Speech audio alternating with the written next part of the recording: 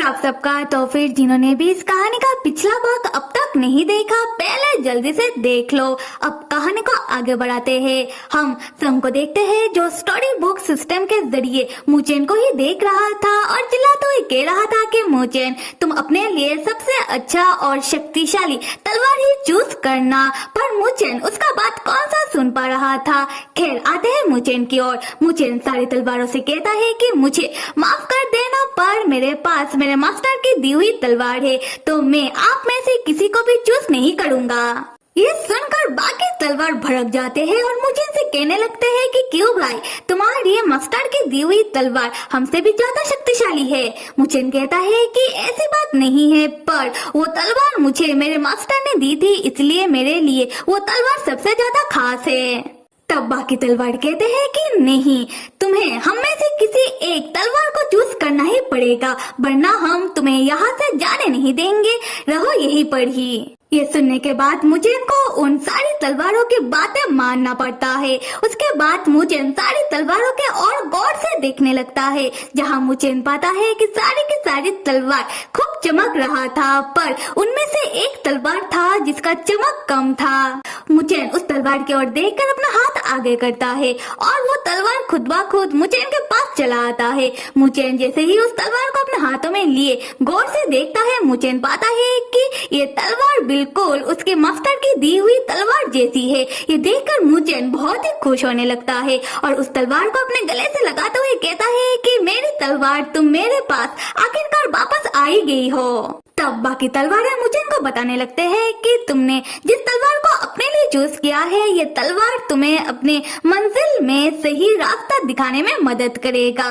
पर मुचेन तो इस बात से ही खुश है कि उसने जिस तलवार को अपने लिए चूज किया है वो तलवार हूबहू उसके मास्टर की दी हुई तलवार जैसा है। दूसरी तरफ स्टोरी बुक सिस्टम संग को बताने लगता है कि मुचेन ने जिस तलवार को चूज किया है वो तलवार बाकी तलवारों के मुकाबले उतना शक्तिशाली नहीं है, पर क्या कर सकते हैं, मुचेन ने अब अपने लिए तलवार चूज कर लिया है। ये जानने के बाद संग चिल्लाने लगता है कि मुचेन तुम्हारे पास अक्ल नाम की चीज है कि नहीं।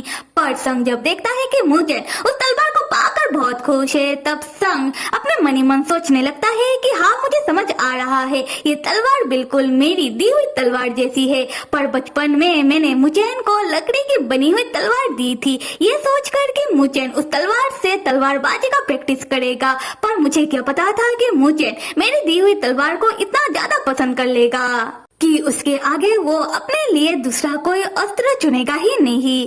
खैर अगले ही पल हम देखते हैं कि मुचेन जिस तरीके से गया था उस तरीके से ही वो वापस आ जाता है और आने के बाद देखता है कि संग मुचेन का इंतजार करते करते बैठे बैठे ही सो गया है। ये देखकर मुचेन अपने मनी मन कहता है कि मेरे मास्टर मेरा इंतजार कर रहे थे, वो मेरे लिए कितना फिक्र करते हैं। संग मुचेन का आहट सुनकर वो उठ जाता है और मुचेन से पूछने लगता है कि मुचेन तुम कहाँ गए थे। मुचेन तब अपना नया तलवार संग को दिखाने लगता है। ये देखकर संग कहता है कि वाह मुचेन, तुमने आखिरकार अपने लिए एक तलवार ले ही लिया है, ये तुमने अच्छा किया।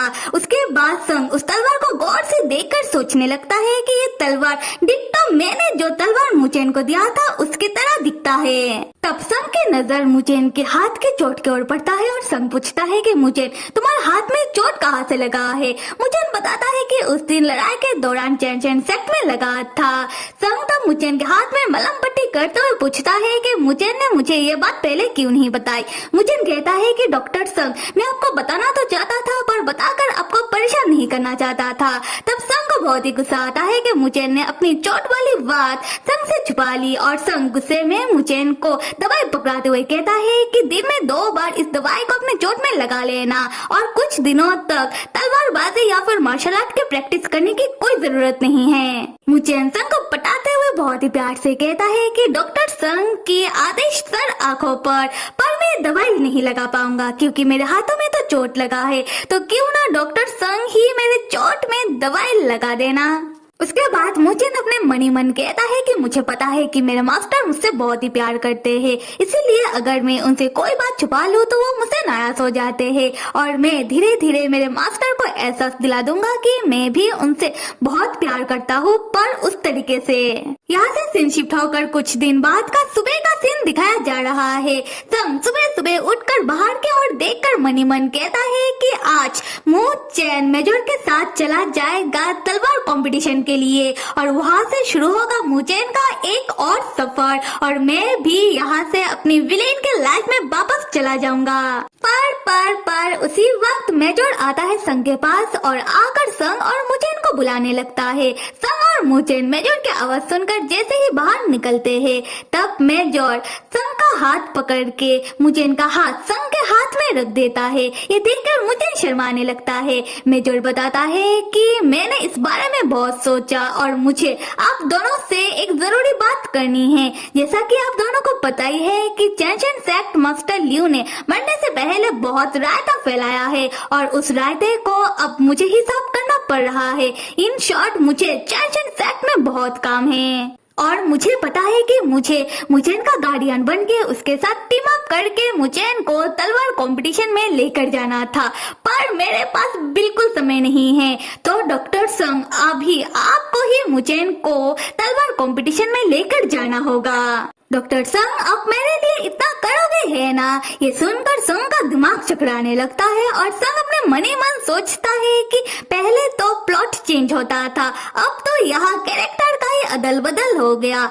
तब संग सिस्टम से मदद मांगता है चेक करने के लिए कि अब क्या हुआ है। स्टोरी बुक सिस्टम बताता है कि हे विलेन ज्यादा कुछ नहीं हुआ, जैसा कि तुम्हें समझ आ ही रहा है कि यहाँ पर बस थोड़ा सा कैरेक्टर का अदल बदल हुआ है, पर मुझे यकीन है कि तुम कर लोगे। ये सुनकर संग बेहोश होने लगता है और सिस्टम कहता है कि हे विलेन तुम बेहोश क्यों हो रहे हो, मेरी बात तो सुन लो।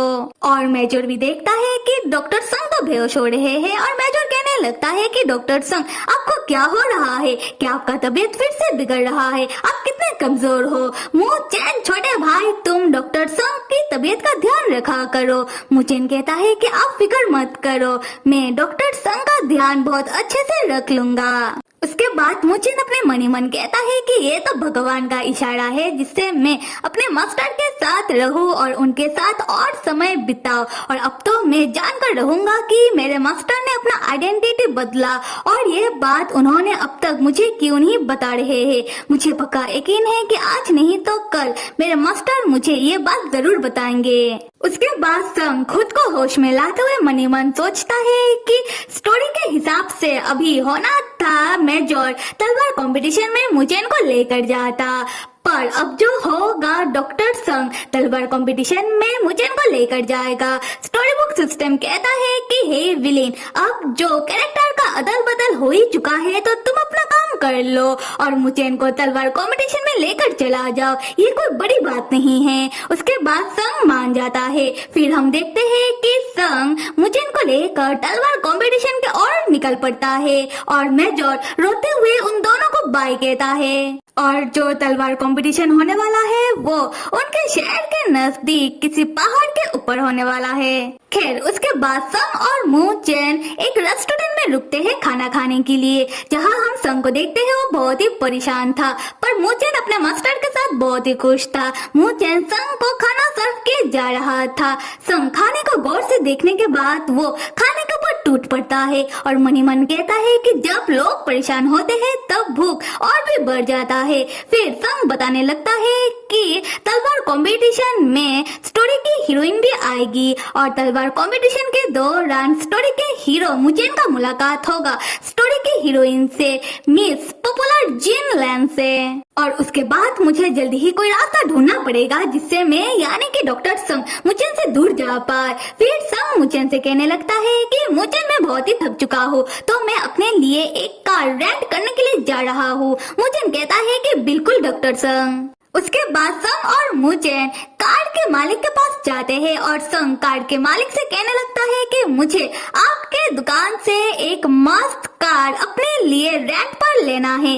कार का मालिक बताता है कि हमारे सारे कार ऑलरेडी रेंट पर चले गए हैं, बस एक ही कार बचा है, क्या आपको चलेगा? संग कहता है कि हाँ बिल्कुल चलेगा।